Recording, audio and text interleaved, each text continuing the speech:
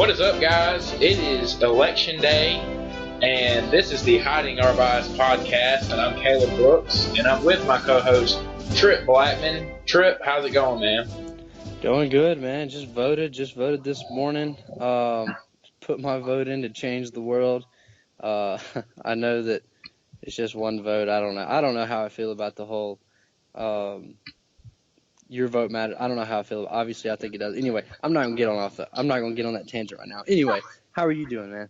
I'm doing really good, and we'll get going here. Kind of a dull weekend, I think, in sports. Not really much happened until last night, but kind of just your normal weekend. Not really many upsets besides Mississippi State defeating Texas A&M, which was a surprise to a lot of people. But I thought a really good game Saturday night with our Tide and LSU. I thought Auburn and Vandy was a really good game, and you got to credit Vandy for being able to hang in there with a team like Auburn, who's been really hot here lately, and they found a way to stay in Jordan-Hare, and I know 11 o'clock kickoff kind of helped that, but other than that, it wasn't too much, just excitement this weekend. The CBS game between Florida and Arkansas was pretty dull.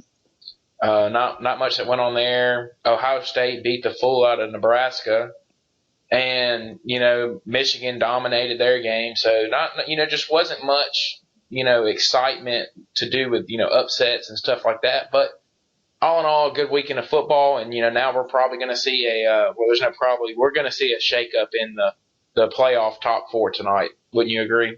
Yeah, we definitely will. I'm excited to see what it is. But we have a very special guest for y'all today. One of our buddies from LBW that we played with is on the show with us. Justin Byrd. Jay Byrd, how you doing, man? What's going on, man? I'm glad to be here. Thanks for having me on. Yeah, man. What you been up to lately? Dude, I've been working my butt off ever since we left LBW, dude. Like once we left, I went back home to Ozark, and I worked for the city, like city of Ozark, like Parks and Rec. Yeah. And so for a while, I was like part time or full time for about 3.5 months or so. So I was working like 40 hours plus a week. But here just recently, I had to go back part time because my school is just catching up with me. So the last few weeks I've just been hanging out, trying to get ahead of school. So that's what allowed me to come here today, and I'm getting on the podcast with y'all because I've been trying to get on it ever since y'all started it. So it's awesome that I finally get on today. Good, glad to have you. We love having guests. We love interacting with people. Bringing, obviously, you and Brooks are really big into UFC. So for sure. Y'all will be able to talk about that a little bit today. But first, I kind of want to talk about a little politics. I know. All right. What are you thinking about the election? Who's going to win? Honestly, I feel like Hillary's going to win. I don't think that she is. She may be best fitted to run because she's a politician, so she may be best fitted to run the country in that aspect. But I don't think she's best. Like Donald Trump, of course. I honestly think they're both not very fit at all to be president. I think that we kind of got ourselves in trouble by putting those two, front runner. I personally voted for Gary Johnson just because I think it's a slap in the face to the whole system if you vote third party like that. I mean, he's not going to win, but then again, I feel like if enough people voted third party, I feel like it may wake people's eyes up, open people's eyes up and be like, maybe we need to change something or go about this a little differently. But yeah, I mean, I honestly think Hillary's going to win just because Trump has shot himself in the foot so much with everything that's going on, and Hillary's she's done a good job kind of sweeping everything under the carpet, so to speak. Yeah, I do think Trump has been a lot of the stuff that he's done in the past is catching up to him. I don't really know why it was never an issue until now. Like a lot of the whole race, like he's racist, all those claims. Now it's like they're just now coming up. Like this wasn't an issue like 3 years ago. No one thought Donald Trump was a racist 3 years ago, but now everyone thinks he's a racist, thinks he's sexist. I don't know. I don't personally know the guy. I don't think he's that bad of a guy. I don't think he is racist. I don't think he is sexist. I mean, he obviously has said some things that were highly questionable. However, I don't know why Hillary is just being able to get away with just all these lies that she's told. I don't really want to go off on a whole tangent. You know, I don't want to. I don't like getting too political about this, especially now because by the time this is released, everyone that listens will probably has already voted by then. Yeah. But I don't see how she's able to get away with all of her lies, and I don't know. I just don't think she's a very good person. But I do think that in the future, I would like to see some of a lot of people starting to vote for third-party candidates. I think that is a way to show that America does want change from the usual two-party system. You know, I think that I don't know if you know, if it'll have to be another party or if the independent party is on the come up. You know, I'm not really sure exactly, but would like to see something like that. I feel like that's kind of what our nation needs, is just people saying, hey, you know, we're tired of voting Democratic or Republican. We're going to go our own way, and, you know, we're going to do our own thing. But that's just my 2 cents on this. I just wanted to touch on it a little bit, see what you thought. I think Hillary Clinton's going to win also. I don't think it's going to be close. I would be shocked if Donald Trump wins. Honestly. Yeah, that's how I feel. Yeah, I would honestly be shocked too. But something I do think though is I think the younger generation, you know, like our generation and the younger people, I think they're like finally starting to make their own opinions on things.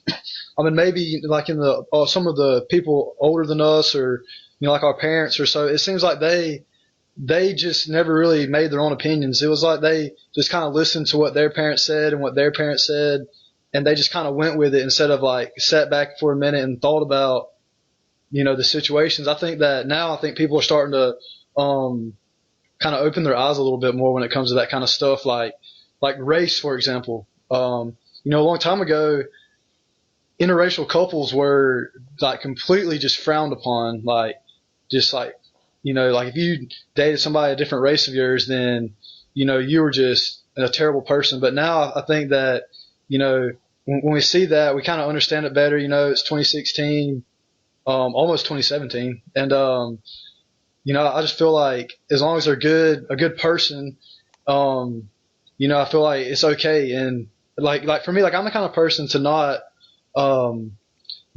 tell somebody how to live. Like when it, like, you know, I have enough, you know, things going on in my life I have to worry about. I don't have time to sit back and like critique you on your life, or, you know, somebody that they choose, you know, or I say choose, you know, I don't really know, but like for gay people, for example, you know, I don't have time to sit back and critique them on, or say they're wrong or say they're right or whatever, you know what I'm saying? Like, I just think that we all just need to live our lives the way we want to live it, not worry about what other people are doing. And I think the world and I think the problems it'd be such a much better place if people just stay in their own lane.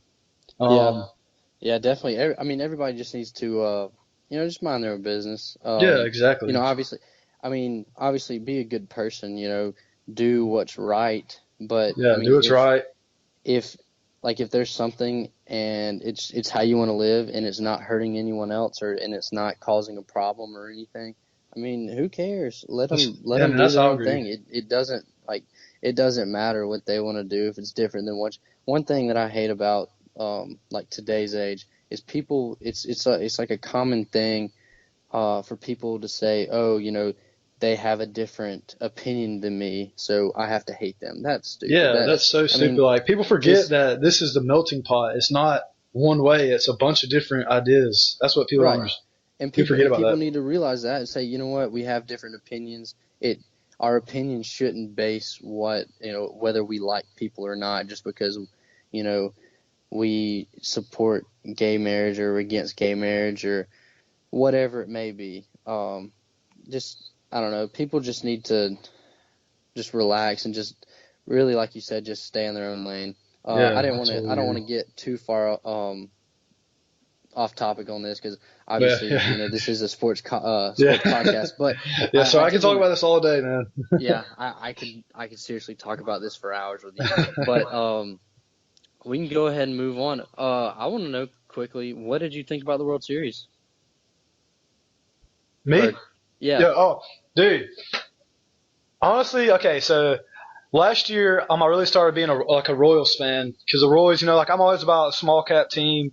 Being the underdog, come in and just winning everybody or just beating everybody. So this Right. year, I was always it's kind of weird. Like I think it was 2 or 3 years ago, my dad he called. He said he said the Cubs are going to win the World Series within the next 2 or 3 years. I was like, Dad, shut up. I was like, they haven't won in over 100 years. Like, what makes you think they're going to win now? And he was like, just watch. I just got a feeling. And of course they win it this year. But whenever they went down 3-1, like I just had a feeling. I don't know why. I just had a feeling that they were going to come back and win. But yeah, dude, it was awesome, man. I actually played against Addison Russell whenever I played on the hooks. It was like I think I was like 10, I think I was, and it was the 11 under hooks. It was like the first year with like Hutto and all them. Yeah. But yeah, we played them in it was like Huntsville or something. It's like some Super NIT. When he was with I think it was the Pace Blaze. They used to be really good back then. But I actually faced him. He used to throw gas back on the mound. Like it was insane how fast he threw. Like he was one of those kids that like he had no chance if he could just throw strikes. And but yeah, so I was pulling for the Cubs because I played against him. I thought it was pretty cool. So yeah, it was awesome. That was pretty cool. I remember I actually played against Javier Baez when I think it was 14 or 15 that's pretty cool. Down in Jacksonville. He was playing with his, in Florida they can play year round with their high school teams. He was with the Arlington Country Day School, I think was his high school or whatever. Anyways, bottom line, it was like the entire team was a bunch of Dominicans. They had nobody in the stands because they were all Hispanic. Like they were seriously like I don't even think their parents are like in the States. Like I think that they just like they came to Florida just to go to school there and play baseball there. But bottom line, there was like 2 draft picks on that team, and we had a guy who his name's Tuki Toussaint. He's pitching in the Braves organization now. He was I want to say he was like he was a 7th overall pick in 2015 or the 9th overall pick. Anyway, he was a top 10. He was a top 10 draft pick in 2015, and he's with the Braves now. He was 14 years old, throwing 93, 94, and I remember thinking that was so hard. And Javier Baez goes up there and goes 5 for 5 with 3 doubles off the wall against him. Oh my gosh! And, I mean, like this is a 15-year-old kid just stroking this guy throwing 93, 94. Yeah. Just crazy stuff. So that was really cool knowing that I played against him. And there's a lot of people. I'm pretty sure there's a lot of people that listen to our podcast that have played against Addison Russell as well. I know TJ. TJ did. Shout out TJ. What up, TJ? But yeah, I know he did. I'm sure there's several other people have. Obviously, since he was a Panhandle guy. But yeah, I did think that was pretty cool that these people that we grew up playing against, playing with, are now making it big. I know that's so crazy. That's so crazy. Kind of makes me feel like I haven't been doing anything. Yeah, I know. Seriously, dude. I remember when I was 16, I played with this travel ball team from it was the one me and Dale played on, and we went up to like East Cobb, dude, and that was when I realized that I wasn't as good as I thought I was. Yeah. Because you face guys that are just like hitting bombs off of guys throwing like you said, just mid-90s. These guys are just cranking them out of there at 16, and you can like barely get out of the infield on them. It's definitely an eye-opening thing. Like it makes you want to find a new job or find something else to do. Yeah, but I just wanted to see your thoughts on the World Series, since I haven't talked to you since then. I know me and Brooks talked about it last week, but yeah, it's awesome, man. I love seeing teams like new teams come. Like I get tired of seeing the Yankees and Red Sox win it every year. Like I like to see new faces, new teams in it. Well, I think what was good about it was just one of those World Series is where we're still sitting here talking about it, and we're going to continue to talk about it. Last year's World Series, the Royals won, and then everybody kind of forgot about it. And this one, it goes Game 7, it goes to extra innings. You had the 3-1 comeback, and so I just think that it was one.